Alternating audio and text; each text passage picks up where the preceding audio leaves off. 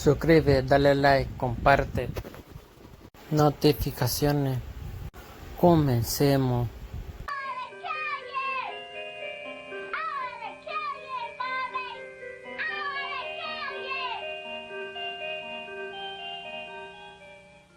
Are people afraid of you, Beth?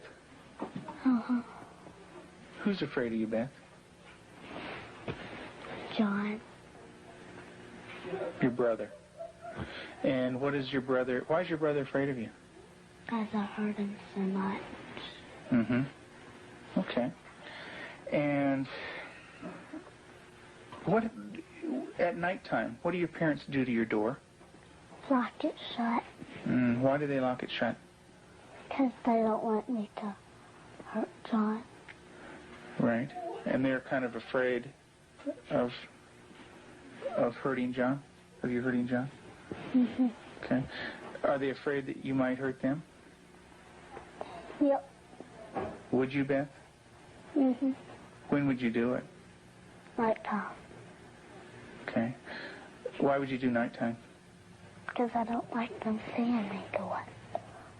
But they can feel me do it. Mm-hmm. And what would you do to him, Beth?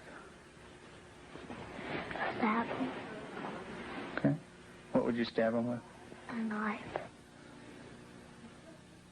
The program you are about to see was compiled from the actual therapy tapes of Dr. Ken McGidd, a clinical psychologist specializing in the treatment of severely abused children. Children so traumatized in the first years of life that they do not bond with other people. They are children who cannot love or accept love. Children without conscience who can hurt or even kill without remorse. This film shows the devastating effects of abuse on a child. It also shows that victims can be helped. It is the story of a 6.5-year-old girl named Beth. Do you ever stick pins in people? Mm-hmm. Who? My brother. Okay. Do you do it a little bit or a lot? A lot. Okay. And what are you trying to do to your brother? Kill him. Why do you want your brother to die? Because I was hurt so bad, and I don't want to be around people. Okay. Who else would you like to stick pins into? Mommy and Daddy. What would you like to have happen to them? Die. Jesus couldn't have lived to save Israel, yet he chose to die to save the world. Tim is the minister of a small Methodist church in the South. He and his wife Julie have been married for 12 years. Jesus didn't say Unable to have children of their own, they decided to adopt. In February of 1984, they received a call from the Department of Social Services telling them they had 2 children available for adoption. They were told that Beth, 19 months old, and her brother Jonathan, 7 months old, were normal and healthy. We did not need children to make our lives complete. We felt secure in ourselves and secure in our relationship, but we wanted to share that with somebody else. And we felt like we had a lot to pass on to a child, and that was what we really wanted to do. And when the phone call came, it was like, at last it's here. And it seemed like a miracle. It had happened so quick. We'd heard of couples having to wait 5, 10 years on a child, and here we had 2 young children. It was like the answer to our dream. Their dream became a nightmare when they realized that Beth and Jonathan had severe emotional problems. We had the kids with us, Beth and her younger brother John, for probably a couple of months until we began to learn something about their background and their past. And when we learned it, some things seemed to fall in place about her behavior and John's behavior. From several sources, we discovered that they didn't have enough food to eat. That perhaps even Beth went all day maybe with just a box of Kick cereal. John himself was found in a bassinet with little patches of urine all over it and a dirty diaper and a couple of bottles. at his feet that had curdled milk, and the back of his head was completely flat. The front of his head had bulged out, and at 7 months he couldn't raise his head, couldn't roll over. He was just had no stimulation, and we think perhaps that had happened to Beth, and it wasn't very long until she began showing some signs of perhaps even some abuse. There was a nightmare that she had, and the nightmare was about a man who was falling on her and hurting her with a part of himself. Tell me about your birth father. What was that nightmare like? When he touched my vagina Okay. until it bled, hurt it a lot until it bled, and wouldn't feed me a lot. He'd hit on me, wouldn't be very nice to me. How old were you? 1.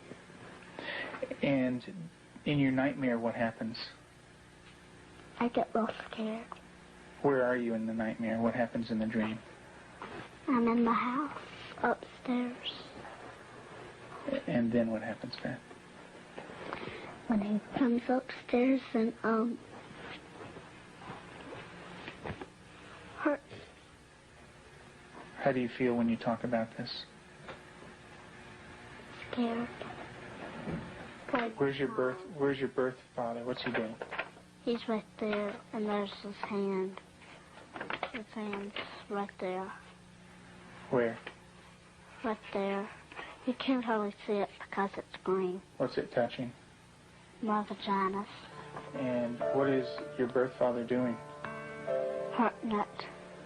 Your face looks sad. Can you tell me about that? It's crying because there's dots of the tears. Beth had endured severe neglect and abuse as a child. Her birth mother died when she was 1. Because of these early childhood experiences, Beth never developed a sense of conscience, love, or trust for anyone. The early sexual abuse by her birth father would cause her to exhibit inappropriate sexual behavior, especially toward her brother. Does your brother have private parts?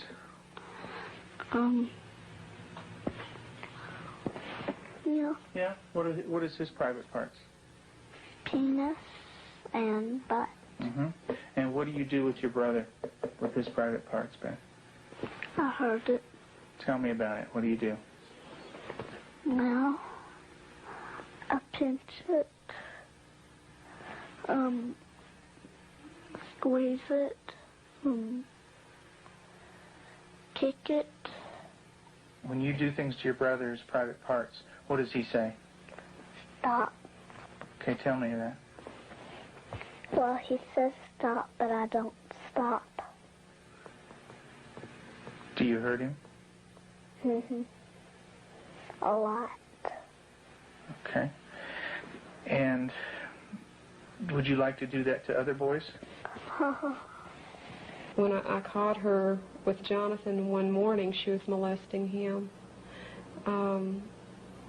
He was crying and his pants were down, and I said, Beth, what's happening? And she said, I pulled his penis and put my finger up his anus. And I said, didn't he say to stop? And she said, yeah, he did. And I said, did you? And she said, no. Have you ever rubbed your private parts? Do you do it a lot? A lot. How much do you do that? Not every single day, and that's until I did it every single day until it got real bad and messed up, and I had to go to the doctor, and I did not like it. What do you mean by real bad? Well, it looked real raw, got all kinds of boo-boos on it, germs, a lot of stuff on my hand. And it bled? She started to masturbate at inappropriate times. I remember one time, specifically, when we were at the hospital waiting for Tim to come out. He was there visiting. and Beth and John were in the back seat, and I turned around, and she had her legs spread and was masturbating in a public parking lot. And I had tried to explain to her numerous times before that that's private area. You don't do it in public places. And gone over that with her, and it never seemed to faze her. And Julie, how often would your daughter masturbate? daily, constantly. Do you have animals, Beth? 4 of them. Can you tell me their names? Clyde, Shooky, Darcy, and Annie. And Daddy said a day ago that there was a stray cat who did not have a home, so Daddy was taking care of it and took it to the vet when he had his flight to go. And what do you do to the animals, Beth? Stick them with pins. Do you stick them a little bit or a lot? A lot. What are you trying to do to the animals, Beth? Kill them. What do they do when you stick them with the pins? Well, Annie cries. She's a dog. She got baby birds down out of the nest, and we thought maybe she was just curious. So we explained that she could hurt them, put them back, and went through a whole sitting down and talking to her about the problem of it. And the next day we went out to check the baby birds, and they were on the ground dead with their necks broken. Let's talk about what happened once when you were smaller, when you found some baby birds in a tree. What did you do then? I took them out. Mm-hmm. And what did Mom say to you? That the mother will not come back if somebody touches her baby. Mm-hmm. Are the baby birds kind of small? Can you describe them for me?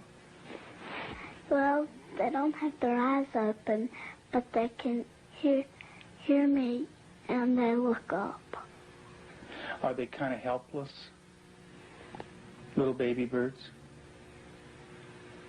Can they fly? No. Can they run away?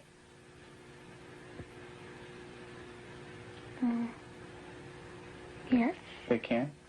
Are they easy to catch or hard to catch? Hard. Yeah. Well, it's hard to remember. With the baby birds, what did you do? Took them out of the tree. And what did you do with them? Played around too rough.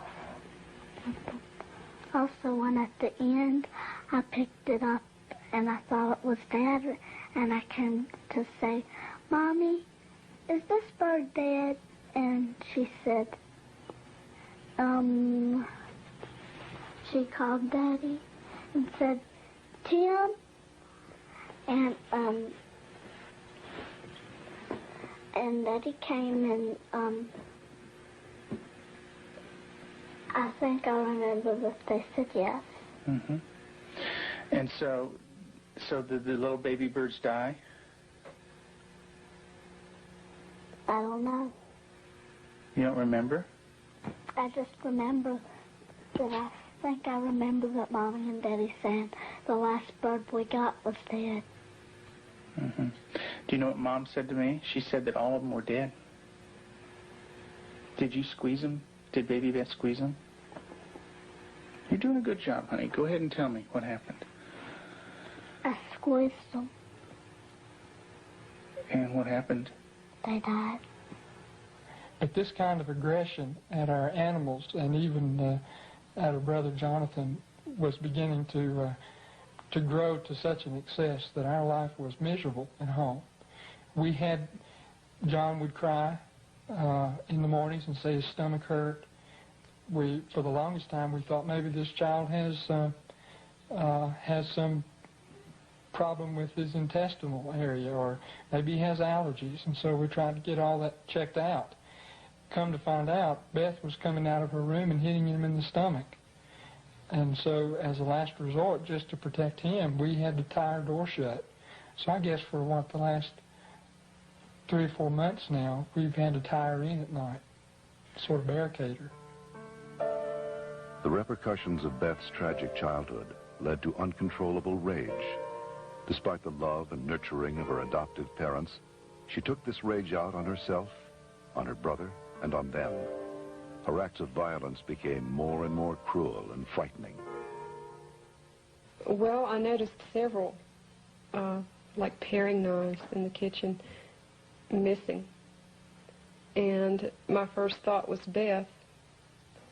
And I felt a little guilty about it at first. I thought, nah. But I really didn't even mention it to her. They had been gone several weeks. She was sitting at the table drawing and mentioned to me, "What do those knives look like that are gone, Mom?" And I said, "What knives, Beth?" And she said, "Weren't they kind of silver and about this big?" And I knew then, and then this little smile that's not a sweet smile, but a malicious type of smile. And I knew then, I thought, she's got them. Tell me about the knives. Where did you get them?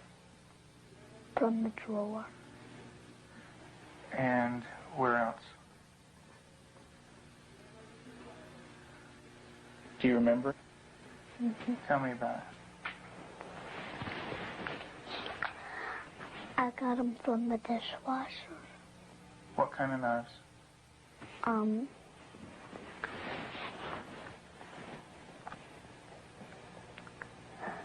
Big sharp ones. And what do you want to do with those knives? Kill John and Mommy with them, and Daddy. And when Mommy asks you about where the knives are, what do you say? I don't know where they are. What did you think she might do with the knives? My first thought was Jonathan. And the reason we thought that was that by this time, she had tried to kill John on several occasions and openly admitted that. In the basement, she was hitting his head against a cement floor. I heard his screams and ran down and had to literally pull her hands off, and she looked wild-eyed. Did you get real mad at him? Did you hit his head real hard? Tell me about it. How many times did you do it? A lot? What was the floor like? Cement. And what happened to your brother? Tell me about it. His head hurt real bad, but his chin, he had to have stitches in it. Could you stop? Use your words, Beth. No. Okay. What was your brother doing when you were doing this? Playing with the toys. Okay. Was he asking you to stop when you were doing it? What was he saying? He said, "Beth, stop." And what did you do? I didn't stop. I just kept on hurting him. What were you thinking when you were doing that? Thinking of killing him. How did you stop? What made you stop? When I heard Peter walking across the kitchen. Mm-hmm. It made me stop because I thought Mommy and Daddy were coming. Okay. Did Mommy come? What did she do?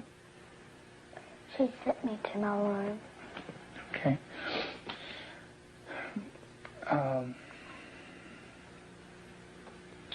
And what if Mom didn't stop you? What would you have done? Kept on doing it. And what about... After evaluating the extent of Beth's psychological problems, Dr. McGid felt that for the well-being of the family, Beth needed to be temporarily separated from them. In April of 1989, her parents brought her to a special home with an expert at raising children with early attachment disorders, especially children who are dangerous to themselves and others. I have children that have killed numerous times. Cold-blooded family members, neighbor children killed them. and they can do it. Makes my blood run cold just thinking about 9 years old. People don't think a 9-year-old is capable of cold-blooded murder, but they are. That attachment break does severe damage to the heart, the ability to care and the ability to love. If they don't care and they don't love, they're capable of anything. We're very strict about everything. Everything is completely monitored. We take complete control because a child who's unattached does not trust. And because they don't trust, they don't allow anybody to be boss of them. So we take complete control. They are not boss of anything. They have to ask to get a drink of water. They have to ask to go to the bathroom. They have to ask to leave our sight. Part of that is because we cannot trust them because of the damage that they've done before. Beth, would you like to say grace, please? Dear Heavenly Father, thank you for this good day and everybody doing good. In Jesus' name, amen. Amen. Amen. They believe that they're evil. They believe they're from the devil. They believe that they are not a person of value. And we have to change that, and we have to build that from a child who's nothing, who's a bad kid in their own mind, to a child who's valuable and loving, and they see themselves as that.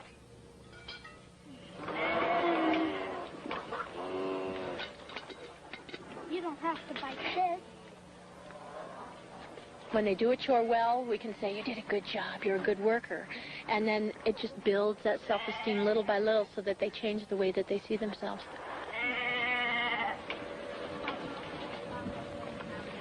Several months into treatment in this controlled environment, Beth had made progress, and her therapist decided to loosen some of the controls. Anybody wants some more? I can. Beth continued to show signs of improvement. She began to develop a sense of right and wrong. She seemed to respond to affection, was more outgoing. Gosh, you don't have to like. She went to public school, made friends at the local church, and even sang in the choir. And you're going to go into Sunday school again this morning? Yeah. And get stickers? Maybe you could put one on your nose. Through the years you made it clear that the time of Christ was near. Though the people couldn't see what Messiah ought to be, though your words contain a plan, they just could not understand. That's Elijah. Mm-hmm. Yeah, it's a beard. See his beard. There's his nose, and that's his... Oh, I see. Yeah, see his beard is kind of flowing in the wind and everything. Elijah's taken up into heaven, the fiery chariot. Huh? Well, that's Elisha. That's the other prophet that took Elijah's place. And he was left, and there's Elijah, you know. And he learned about sheep, and the Lord is my shepherd. Mm-hmm. March 3rd, you just got that yesterday, huh?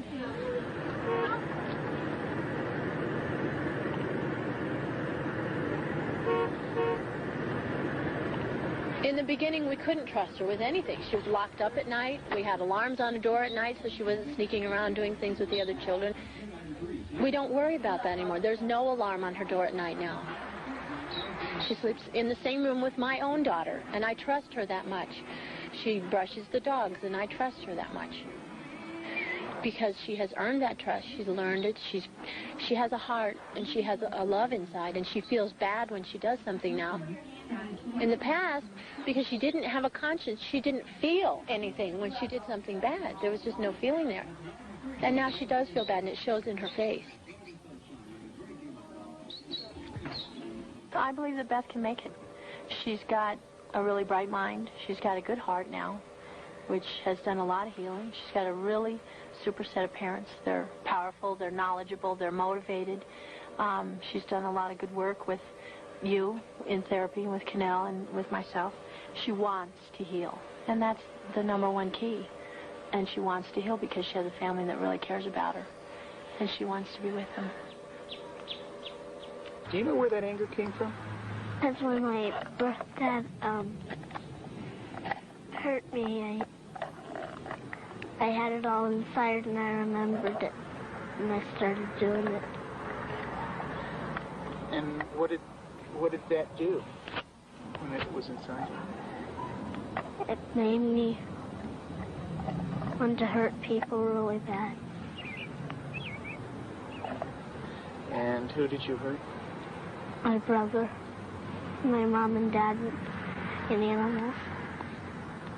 And animals. Who did it hurt the most? My brother. Who did it hurt the most? Me.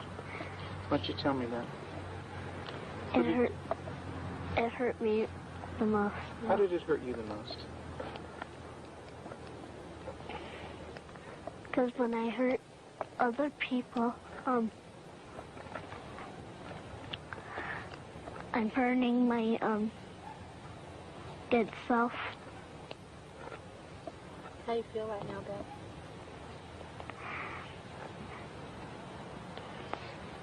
Sad. It's kind of tough to talk about, isn't it?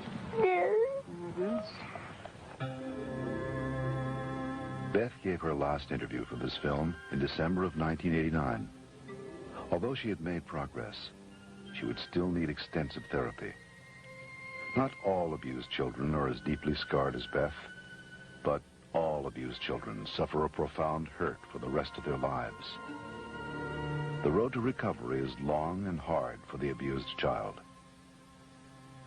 There are more than 1 million new victims of child abuse in America every year. Hasta pronto.